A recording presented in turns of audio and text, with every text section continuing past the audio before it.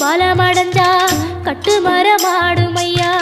ஏழை எங்க குடிசையெல்லாம் வெட்ட வழியாகும் ஐயா. செந்தூரில் நீ இருக்க என்ன குறை நேரும் ஐயா.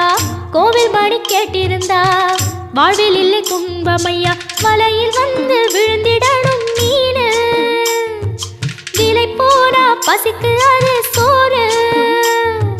உப்பு காத்து ஊத காத்து சுத்தும் கடலு கரைய பார்த்து சத்தியமா கோயில் கொண்ட சுப்பையா.